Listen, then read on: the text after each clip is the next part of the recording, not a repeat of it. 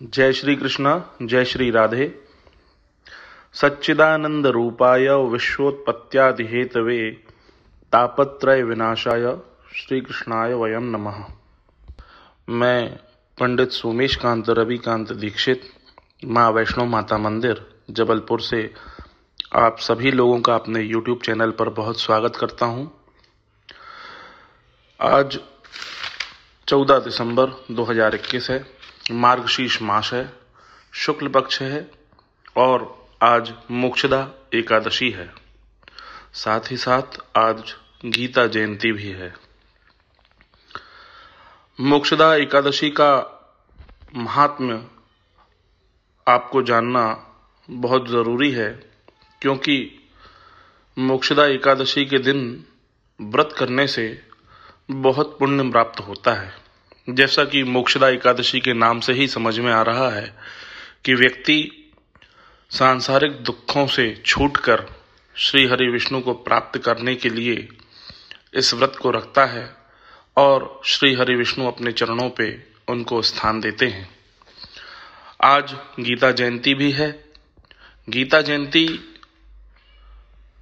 इसलिए है क्योंकि महाभारत के समय भगवान श्री कृष्ण ने जब अर्जुन को गीता का उपदेश दिया था, वह आज ही के दिन दिया था। इसीलिए आज के दिन को हम गीता जयंती के रूप में भी मनाते हैं। आज के दिन विशेष पूजन करने से लाभ प्राप्त होता है। आज प्रातःकाल सूर्योदय से पहले उठें, भगवान श्री हरि विष्णु का पूजन करें और माँ तुलसी पर जल जरूर चढ़ाएं तथा साथ ही साथ उसकी 3 प्रदक्षिणा करें। इससे भगवान विष्णु बहुत प्रसन्न होते हैं। आज मोक्षदा एकादशी की कथा इस तरह से आती है कि एक बार युधिष्ठिर महाराज ने श्री कृष्ण से प्रश्न किया कि प्रभु, मार्गशीर्ष मास की शुक्ल पक्ष की एकादशी मोक्षदा एकादशी का क्या फल है। तब भगवान कृष्ण कहते हैं कि हे राजन, पुराणों में वर्णित कथा के अनुसार एक चंपक नगर नामक शहर था। वहां के राजा वैखासन थे। वह ब्राह्मणों का बहुत सम्मान करते थे तथा प्रजा को भी अपने पुत्रवत मानते थे। उनका साम्राज्य बहुत दूर दूर तक फैला हुआ था। सभी लोग प्रसन्न चित्त मन से उनके राज्य में रह रहे थे।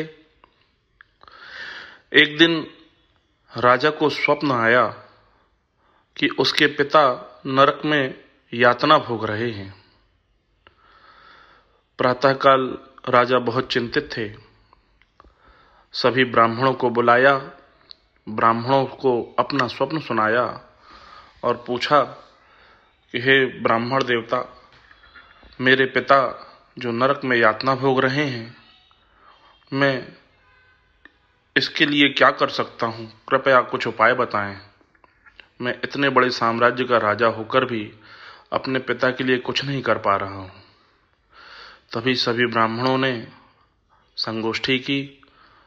फिर राजा को बताया कि हे राजन, सीमा पर हमारे एक जंगल है, वहां पर पर्वत मुनि एक आश्रम है।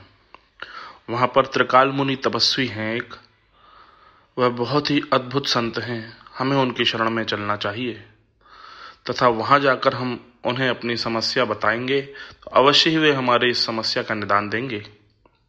राजा तुरंत ही ब्राह्मणों के साथ अपनी सेना के साथ जंगल गए। राजा ने मुनि के पास पहुंचकर प्रणाम किया, आशीर्वाद प्राप्त किया। मुनि ने राजा से प्रजा का हाल पूछा। राजा ने कहा कि प्रभु, आपके आशीर्वाद से सब कुछ बहुत अच्छा चल रहा है, किंतु कुछ समस्या मेरे जीवन काल में आ गई है, इसका निदान करें। मुनि बोले कि राजन, निसंकोच कहिए। तब राजा ने अपना स्वप्न सुनाया। त्रिकाल मुनि ने स्वप्न सुनने के बाद समाधि लगाई। अब चूंकि वह त्रिकाल मुनि, उनका नाम ही त्रिकाल मुनि था, त्रिकालदर्शी थे। उन्होंने ध्यान लगाया और थोड़ी देर के बाद राजा से कहा कि हे राजन, आपके पिता पूर्व जन्म का जो उन्होंने पाप किया है उसके कारण यातना भोग रहे हैं।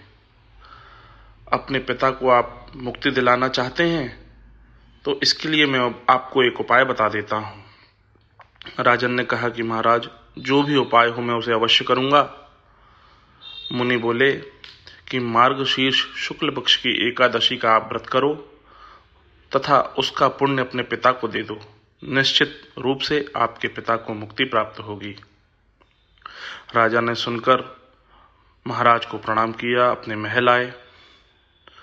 जैसे ही मार्गशीर्ष मास शुक्ल पक्ष आया, उसकी मोक्षदा एकादशी का उन्होंने व्रत धारण किया और पारायण करते ही ब्राह्मणों को बुलाकर संकल्प के द्वारा उसका पुण्य अपने पिता को दिया। जैसे ही उन ब्राह्मणों के द्वारा संकल्प पूर्ण हुआ, राजन ने अपना पूरा व्रत का पुण्य अपने पिता को दिया। आकाश मंडल से पुष्प वर्षा होने लगी। राजा के पिता दिव्य विमान में बैठकर श्रीहरि विष्णु के द्वार जाते हुए राजा को आशीर्वाद दे रहे थे। देवता पुष्प वर्षाने लगे, बाजे बजाने लगे। इस तरह भगवान श्री कृष्ण ने युधिष्ठिर महाराज को मोक्षदा एकादशी का महात्म सुनाया। आप सभी भक्त लोग भी जो इस व्रत को धारण करते हैं वे इस व्रत का पूजन करें, भगवान विष्णु का पूजन करें। आपके भी पूर्वज यदि किन्हीं कष्टों से नरक में या अन्य जगहों पर अन्यत्र यातनाएं भोग रहे हैं तो उन्हें निश्चित रूप से लाभ प्राप्त होगा और उनकी मुक्ति होगी। जय श्री कृष्णा, जय श्री राधे।